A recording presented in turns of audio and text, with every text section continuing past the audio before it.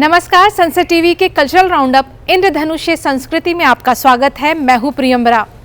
दिल्ली में महिला कलाकारों की सामूहिक चित्र एवं कला प्रदर्शनी का आयोजन किया गया। आज कला दर्शन में आइए देखते हैं इसी पर एक रिपोर्ट।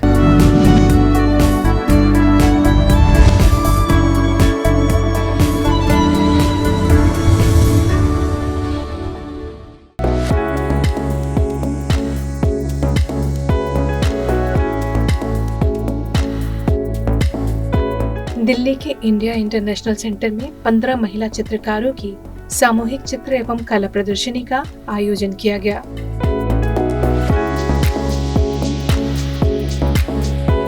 साहित्य अकादमी पुरस्कार से सम्मानित सुप्रसिद्ध पंजाबी लेखिका पद्मश्री अजीत कौर की आत्मकथा विविंग वाटर से इंस्पायर इस प्रदर्शनी को नाम दिया गया था weaving water, feminine counter cultures in paint and print.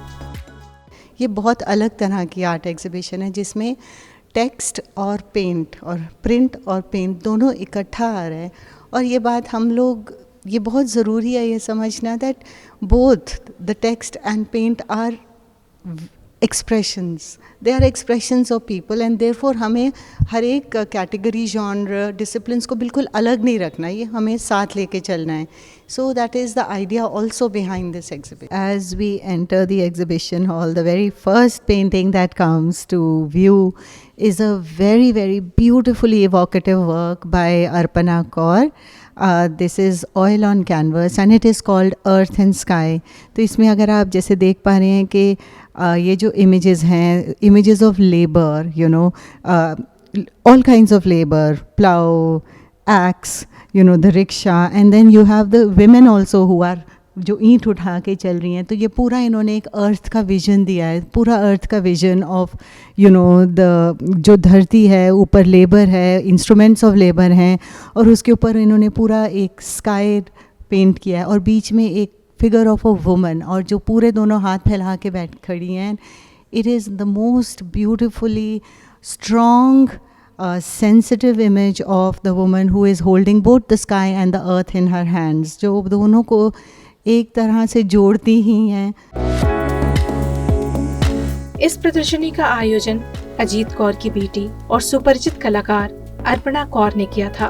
प्रदर्शनी में अजीत कौर की आत्मकथा की पांडुलिपि के साथ साथ पुस्तक के इंग्लिश वर्जन को भी प्रदर्शित किया गया था। इस प्रदर्शनी में डिस्प्ले किए गए चित्र और कलाकृतियां स्त्रियों के प्रति होने वाली सामाजिक पारिवारिक हिंसा और उस हिंसा के प्रतिवाद को पूरी सशक्तता के साथ दर्शा रही थी। यह उन तमाम स्त्रियों की कथा कहती है जिनके जीवन को उनके साथ हुई हिंसक घटनाओं ने पूरी तरह से बदल दिया। पूरी प्रदर्शनी का डिस्प्ले काफी अच्छा था। प्रदर्शनी को क्यूरेट किया था ज्योति कठपालिया ने। This is one of the most interesting artworks in this exhibition, which is done by Jayashree Burman. This is charcoal and acrylic on canvas, and this is called Jeevan Nadi. इनका बहुत latest काम है जयश्री जी का। She is one of the, again, very, very eminent and internationally renowned artists. And if you see here, इनका बिल्कुल typical signature style में इन्होंने render किया है। There is this sense of fluidity, जैसे कि ये the hair are just moving in a very fluid way. Sometimes they are becoming scales, and there is the sense of fluidity and river-like thing which is coming. But at the same time, don't forget the painting is titled Jeevan Nadi. So Jeevan in its, you know, the material lived life. If you look carefully, you are going to see these small huts in the middle. The idea of existence, Jeevan. And therefore what I think, and then you will see so many, a melding of forms, you know, females, males, swans, peacocks, mermaids, and her style is a very interesting, interestingly mythopoetic, lyrical style, which it almost seems as if she is doing poetry. That work is called Silence Speaks When Words Can't, and again capturing the idea of silence. What I find interesting is that generally जब हम एक silence या passivity की बात करते हैं तो हम बिल्कुल light color palette use करते हैं, but she is, you know, projecting that sense of silence through an almost geometric, cubist and, you know, dark color palette.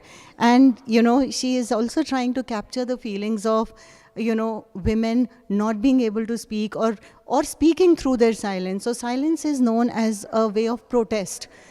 कई बार women का silence, because they can't speak, the silence itself becomes a form of protest and resistance. So I think those things are really captured beautifully. And even in the autobiography, so many times Ajit ji is saying that, she remained silent. She just kept silent. She didn't say anything. So silence both has being a victim and both also as a sign of protest. I think these things are very beautifully captured in this painting. हमारी team ने इस प्रदर्शनी के कलाकारों से उनके चित्रों को लेकर बातचीत की। मेरी ज़्यादातर पेंटिंग में कन्वर्सेशन ही होता है, जो मेरे मन में आ रहा होता है मैं कन्वर्स करती हूँ अपने कैनवस से। तो इसमें मैंने क्रॉस दिखाने की कोशिश करी है और इसके साथ साथ हम औरतों की इच्छाएं और उसके साथ मल्टीटास्किंग भी दिखाया है। जो यहाँ पर फिगर्स जो दिखाई जा रही हैं, एक गोदी में इतने सारे फिगर्स हैं, वो मल्टीटास्किंग ही, मतलब एक लेडी जो है अपनी लाइफ में बहुत कुछ अपनी अभिलाषाओं को पूरा करने के साथ साथ बहुत कुछ करती है। अच्छा, दूसरी चीज़ ये जो बड़ी औरत आगे फ्रंट वाली है, उसमें मैंने दिखाने की कोशिश करी अगर कोई काम नहीं हो पाता है या कोई चीज़ पूरी नहीं होती है तो वो अपने मन को ये समझाती है कि लेट इट गो। मैं चंडीगढ़ से बिलोंग करती हूँ और ऑलमोस्ट 34 इयर्स हो गए हैं मुझे पेंटिंग में की लाइन में आए हुए। मैं प्रोफेशनली आर्टिस्ट हूँ। मेरी ज़्यादातर ऑयल पेंटिंग्स हैं और एक्रेलिक हैं और मैं इसमें अपना कन्वर्सेशन जो है, लाइफ का कन्वर्सेशन जो है, वो कैनवस से करने में बहुत सुकून मिलता है मुझे। मेरा जो टाइटल है पेंटिंग्स का वो है कन्वर्सेशन इन लाइफ गार्डन। तो मेरे जो मैं कहीं जाती हूँ, कहीं किसी से बात करती हूँ जो मुझे अच्छी लगती हैं और या जो मैं अपने कैनवस से बोलना चाहती हूँ, तो मैं रोज़ाना अपने स्टूडियो में जाके अपने कैनवस से बात करते हुए करती हूँ। ये मेरे सालों से चल रहा है। I am originally from Tamil Nadu and I had my art education also from Chennai College of Arts and Crafts. Then I had shifted to Delhi and I got married also. So I have been painting and I have been working in various mediums like printmaking, painting and also mixed media. Now I'm working in textile medium and I go every day to my studio and I work there regularly because I wanted to become a great women artist, you can say. So I'm trying to achieve that. We all have to work hard. And just like I have read in Ajit Kaur ji's autobiography, how she has struggled in life and how she has established herself as a very famous writer in Punjabi language. And so like that we should take inspiration from other women in any field. I was also influenced by Barbara Hepworth. Who had triplets and she used to work every day. So I take all that and I work every day, and I think I can say that to some extent I have achieved something. In this painting I have depicted actually Eve teasing, because in the center you can see some figures in red color which denote women in a stylized way, and the men, they are surrounding these few women. So they have been cornered. That's what I have tried to show in this painting. It was done in 2006 when we had a lot of violence and against women. And so I have tried to, at that time I was affected by all these things happening. So I have shown it in my work.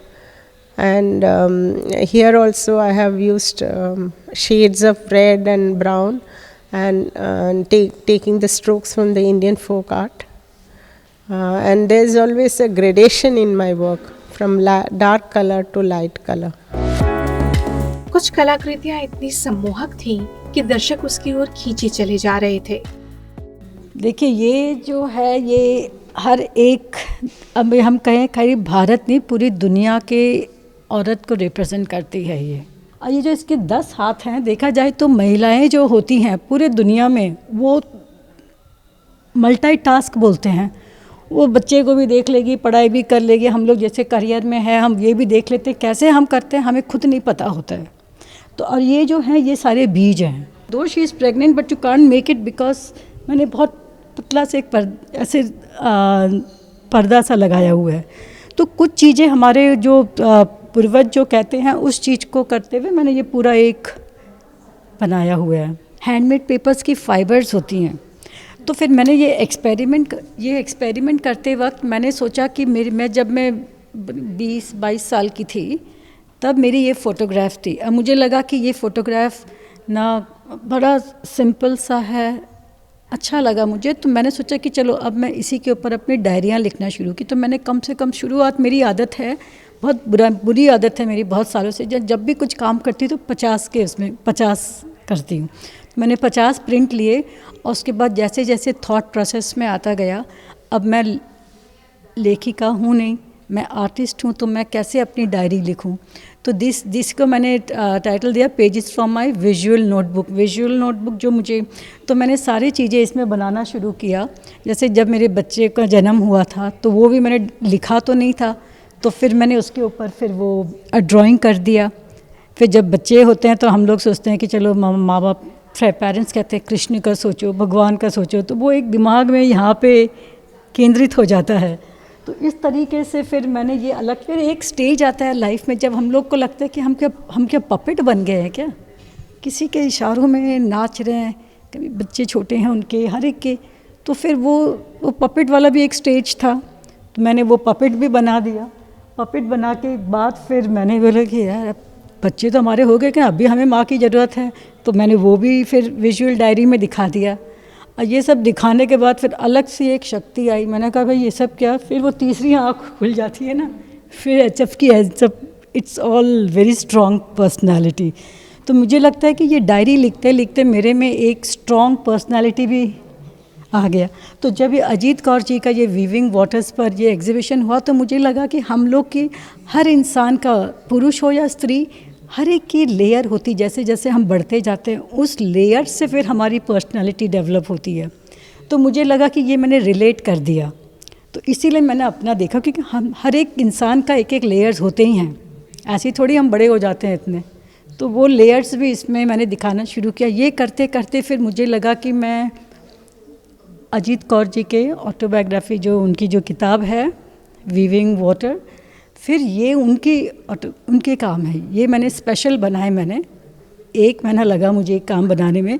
इसमें भी मैंने ये देखा ना कि जैसे मैंने कहा कि मैं उनसे ज़्यादा कभी बात नहीं करती, क्योंकि वो अपने आप में इतनी स्ट्रॉन्ग वो है ना, that you just want to stay quiet. तो ये पढ़ने के बाद फिर उनको थोड़ा थोड़ा जानती भी थी मैं। तो ये सब मैंने जो 6 काम बनाए, इसमें मैंने अर्पणा कौर, उनका जो पारिवारिक वो है, थोड़े बहुत हर एक के जीवन में, लेकिन उन्होंने हमेशा वो जो तनाव है सब चीज़ किनारे करके एक फोकस किया।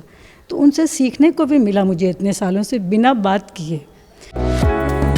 30 अक्टूबर से आयोजित इस प्रदर्शनी में अजीत कौर की आत्मकथा को आधार बनाकर विभिन्न कलाकृतियों को प्रदर्शित किया गया था।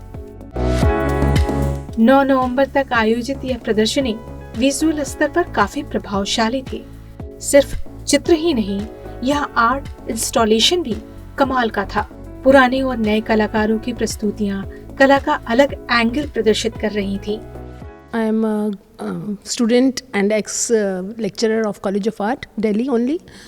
And since so many years, like I would say from my childhood, I am into this art of non-verbal expressions.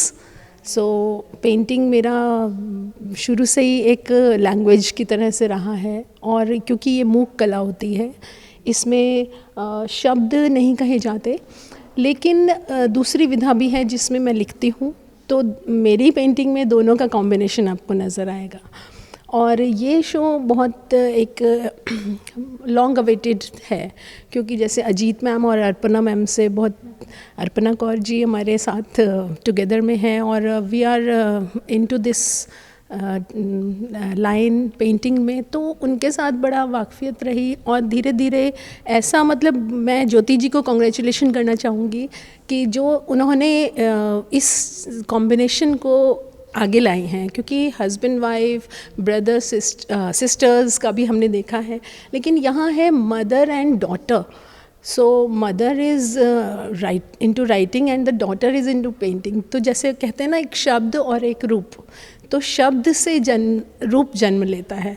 तो वही चीज़ मुझे नज़र आती है इसमें। जैसे कला का दो पक्ष होते हैं, एक बुद्धि पक्ष होता है, एक भाव पक्ष होता है।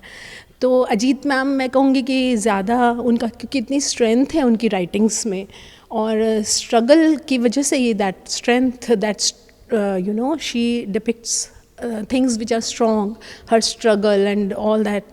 So, and Arpana ji is so soft, such a soft personality, and in her work it is very emotive.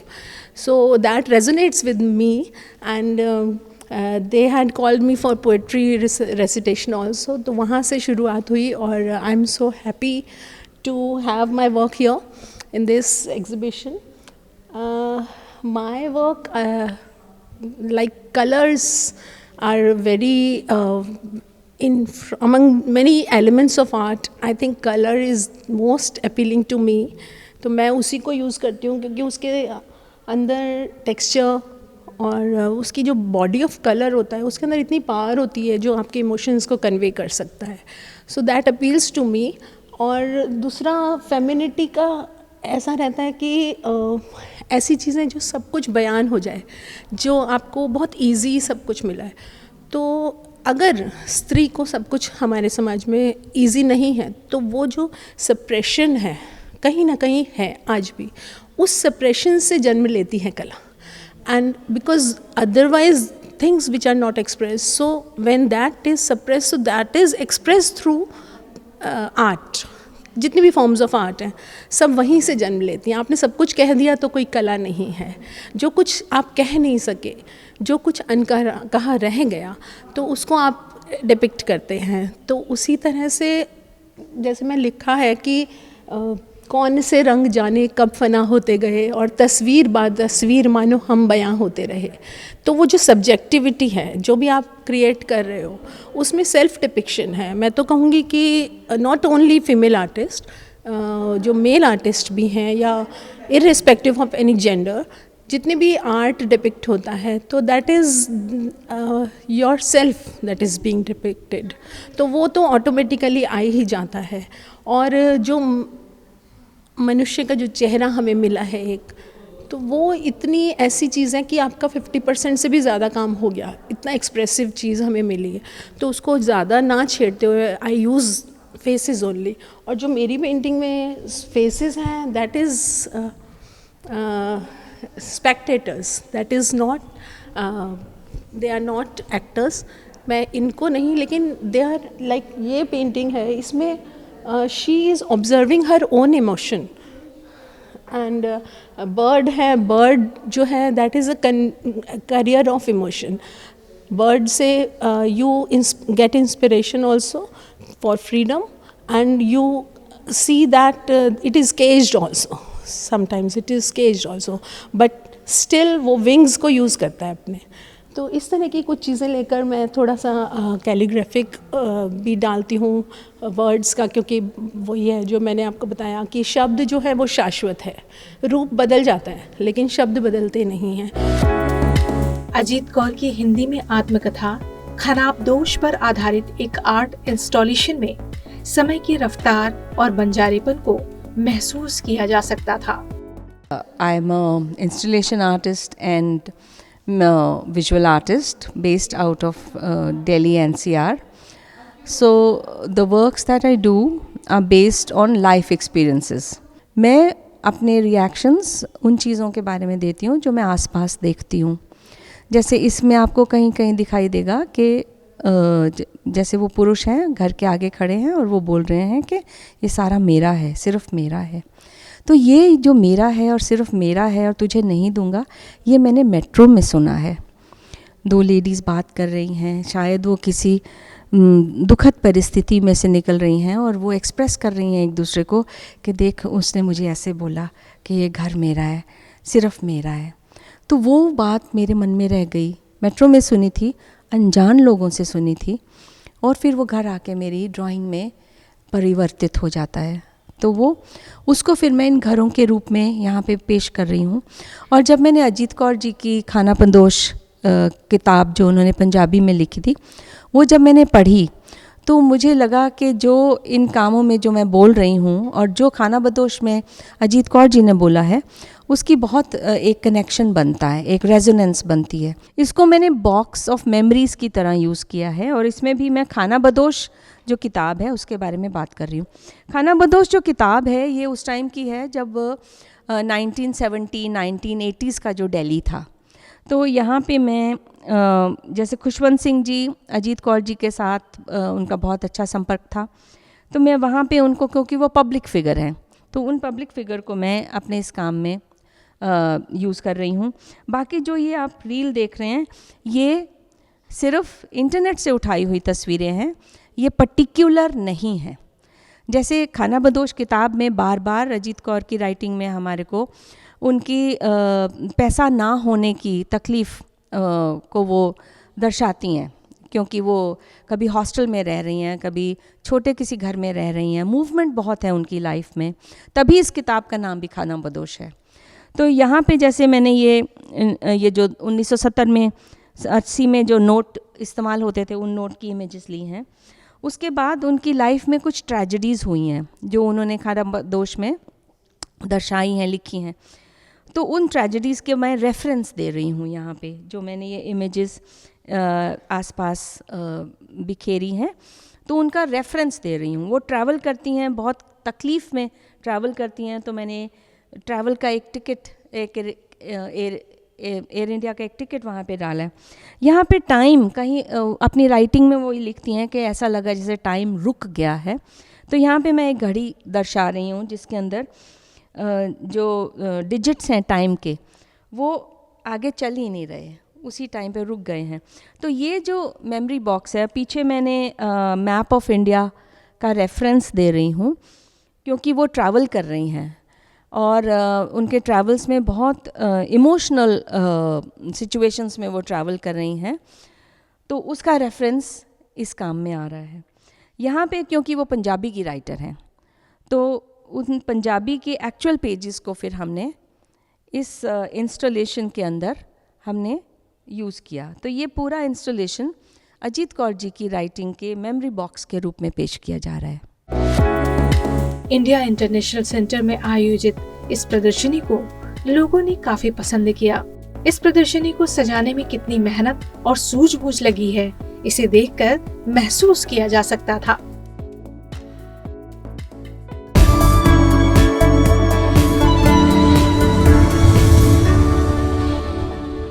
Kartik Purnima के दिन काशी में देव दीपावली मनाने की परंपरा सदियों पुरानी है। आज लोक परंपरा में आइए जानते हैं इसी के बारे में।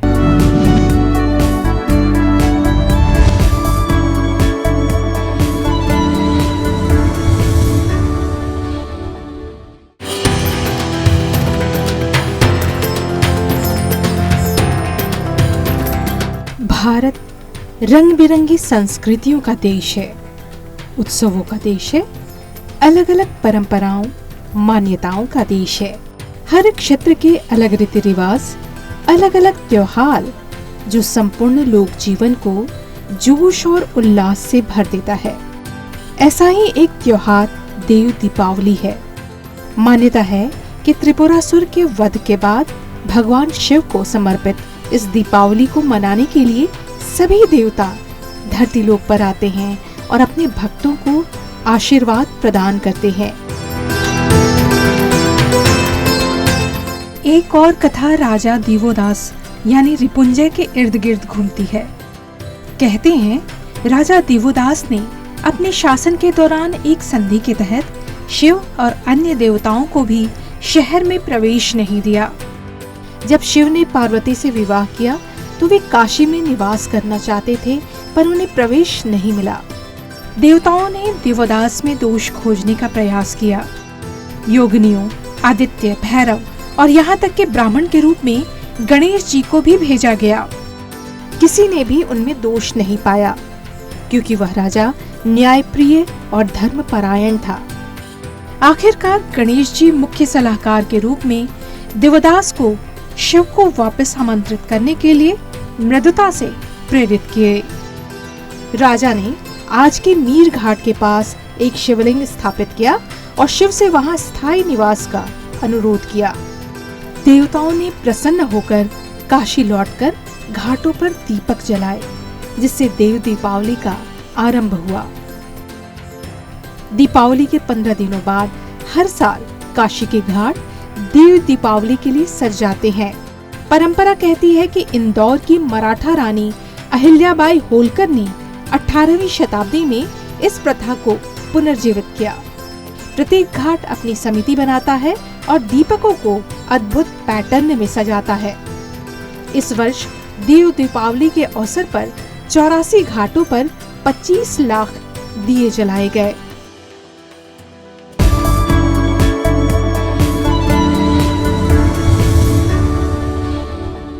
सनसेट टीवी के कल्चरल राउंड अप इंद्रधनुषी संस्कृति में आज सिर्फ इतना ही। अगले अंक में फिर होगी मुलाकात। नमस्कार।